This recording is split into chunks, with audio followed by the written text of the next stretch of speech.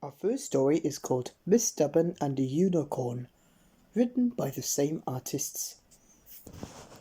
There we are. Miss Stubborn is, as you might imagine, the most stubborn person in the world. She is as stubborn as a mule. She is as stubborn as a herd of mules. When she had made her mind up about something, then there is no changing it. For example, last week she decided to go on a picnic. The weather forecast said it was going to rain. All her friends said it was going to rain. It was raining when she set off for her picnic. And it rained on her picnic. But she is so stubborn, she did not even take an umbrella with her. The day after her soggy picnic, a very excited Miss Chatterbox telephoned. "You'll never guess who I spoke to this morning," exclaimed Miss Chatterbox. "I was walking through the wood, the one down by my river, when I saw the most extraordinary sight. You'll never guess what it was. It was so exciting, I can hardly know how to tell you. You just won't believe, but it's true. I saw it with my own two eyes. It was incredible. I met a unicorn." Miss Chatterbox can take rather a long time to say what she wants to say. "Nonsense," said Miss Stubborn. "Unicorns don't exist." "But," began Miss Chatterbox. "I don't believe you," interrupted Miss Stubborn, and she hung up. Oh, goodness me. The next day, Miss Stubborn met Mr. Bump. A very excited Mr. Bump. "You'll never guess what I bumped into this morning. I bumped into a unicorn," he announced proudly. "Nonsense," snapped Miss Stubborn. "Unicorns don't exist." "But," began Mr. Bump. "But nothing."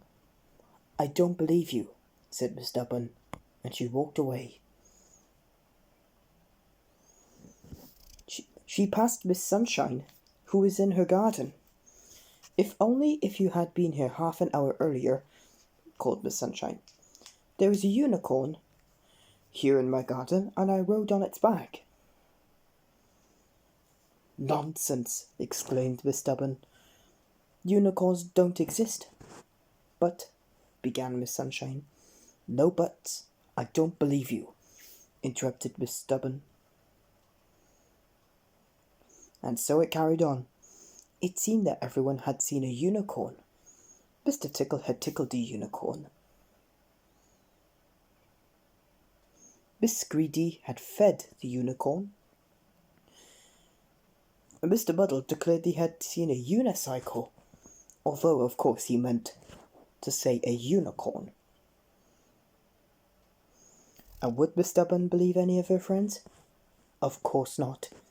Not for a moment. Miss Stubborn turned down a lane through a gate into her garden, and there, clear as day, helping itself to an apple from her apple tree, was a unicorn.